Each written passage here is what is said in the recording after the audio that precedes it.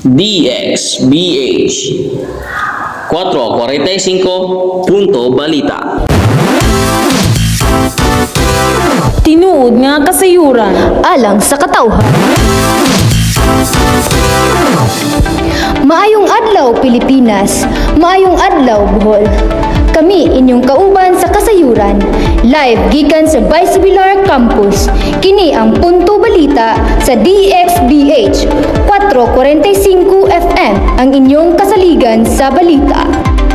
Ako si Mary Churatraut, inyong tig balita. Andam sa pagdala sa pinakainsaktong impormasyon.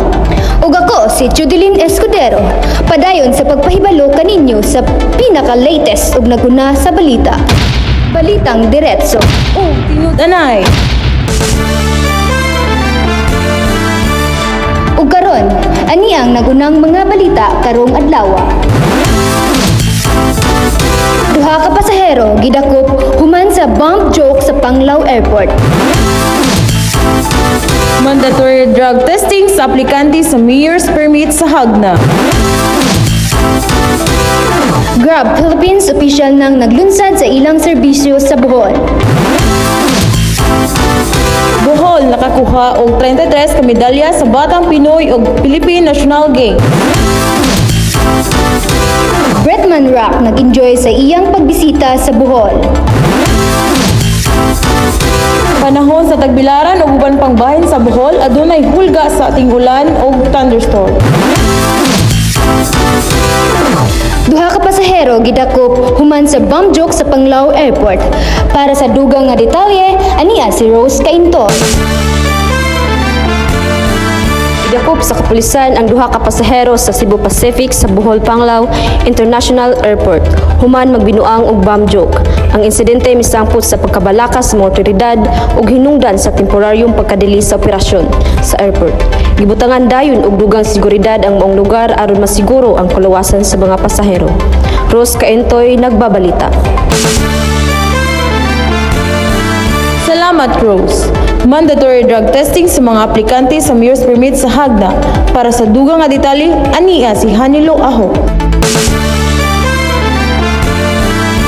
Ang lokal nga panggamhanan sa Hagna mipatuman na og mandatory drug testing alang sa mga nag-apply sa mayor's permit.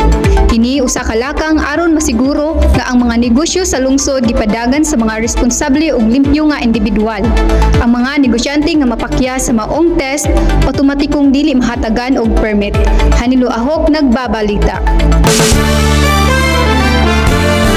Salamat, Hanilo. Sa Sport News, Bohol nakakuha og 33 ka medalya sa Batang Pinoy ug Philippine National Games. Para sa dugang nga detalye, aniya si Joshua Incong. Dako nga garbo alang sa mga Boholano ang nahimong performance sa atong mga atleta sa 2025 Batang Pinoy ug Philippine National Games. Nakakuha ang Bohol og 33 ka medalya, 7 ka gold, 10 ka silver ug 16 ka bronze. Mas taas nga bilang kumpara sa ngayong tuig nga 13 ka medalya lamang. Nagpasalamat ang Provincial Sport Commission sa tanang atleta ug coaches nga mipaningkamot sa kompetisyon. Sumala sa ilang pahayag, kini nagpakita nga ang Bohol nagasaka na sa ranggo sa Philippine Sport Sea ug padayon nga mopadayon sa pagpalambo sa programa sa atong mga atleta. Salamat, Joshua. Ayaw sa pagpaus sa inyong radyo, mubalik dayon kami human sa pipila ka pahinumdum. Nangitaw, barato, kumpletong tambal, bida parmasi naa para nimo.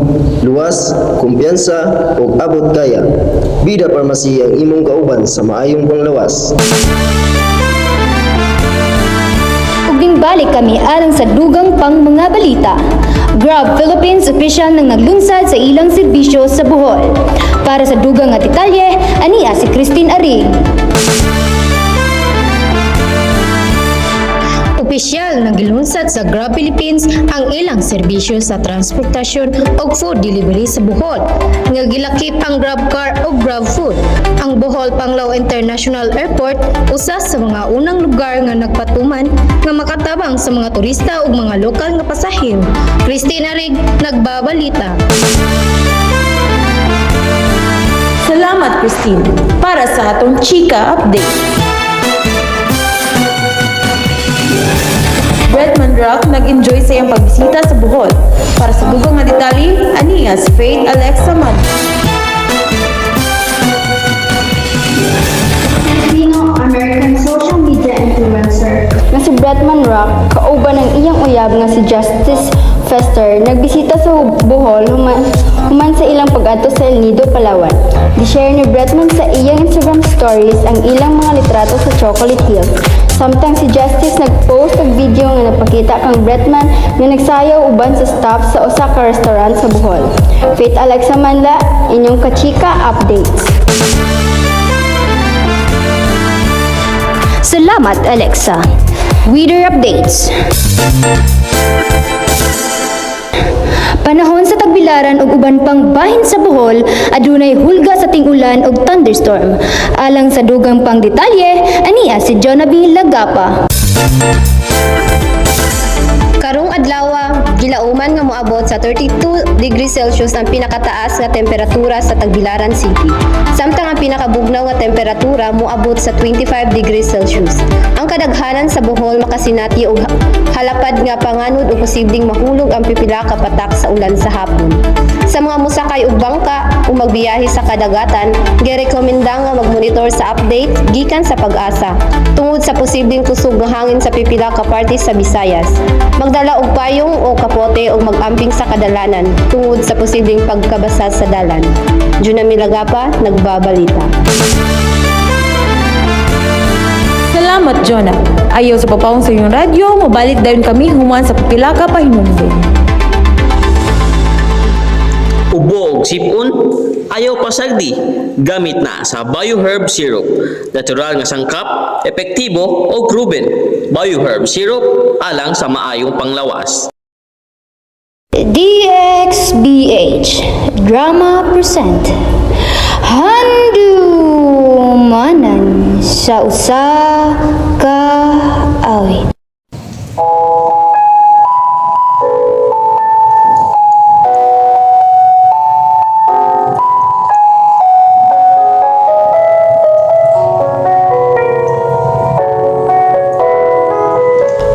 Usa ka istorya sa duha ka estudyante sa Baisog Bilar nga nagkahigugmaay bisan sa kalisod sa kinabuhi sa eskwelahan. Roy, nga murag nagkalayo naman ta. Nausab na ba ang iyong pagbati? Hi, Ella. Dili na ingon ana.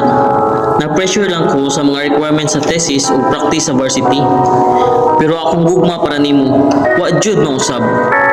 So, mas unahan pa na nimo kaysa nako? I'm doing my best to balance my priorities, Ella. I know, Roy. Bisan nag-busy ka kaayo, maka-update man jud ka if gusto ko nimo. Unta, Ella, makasabot ka nga dili ra ikaw ang priority sa ako Dako ko og pangandoy, Ella. Roy, giapil ba pud ko nimo sa imong pangandoy? Or ako ra ang nagunaan na ini? Ella, pwede bang undangin na imong pag-overthink niya na? Dili man kakasabot. Roy, dili mo kaingana sa una. Nganong karon na usab naman ka? Pwede ba, Ella? Gikapoy na kong pagsabot nimo. Ako pud, Roy. Mayo pa'y tapuson na lang nato ni. Mayo pa'y wala ni sugdi ang tanan. Ella, Si Roy ug Ella nakakat-on nga ang gugma dili lang kasadya, apan usa ka paningkamot. Apan bisan sa ilang mga paningkamot, ang kapalaran wala mo pabor kanila. Sa katapusan, si Ella may pahilayo nga may luha sa mga mata. Samtang si Roy nagpabilin nga nagtan-aw nga walay mahimo.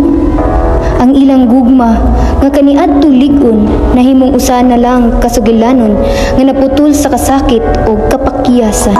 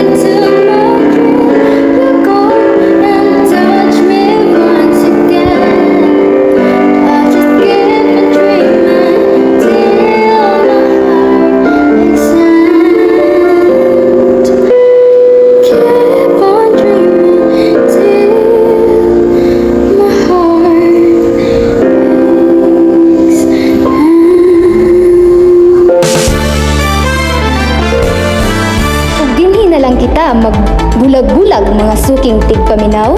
Daghang salamat sa inyong pagsubaybay sa DXBH 445 FM. Punto Balita. Din among ipadangat kaninyo ang labing mainit nga mga balita o makapadasig nga mga istorya. Hinaot nga atong radio drama karong adlaw nakahatag kaninyo og inspirasyon ug bagong pananaw sa kinabuhi. Padayon ta sa pagpakabana, sa pagpangita sa kamaturan o pagbarog alang sa kayuhan sa tanan. Sa sunod nga higayon usab mga higala, pabilin nga managhiusa og magpadayon sa pagsalig og paglaom. Kini ang inyong kaabag sa kasayuran, Marichura Traot. Ug ako si Chudilyn Escudero, nag-ingon, ang balita among ipahibalo. Ang inspirasyon inyong mapupo. Di lang sa DXBH 445 FM. Punto Balita. Tinuod nga kasayuran alang sa katawhan.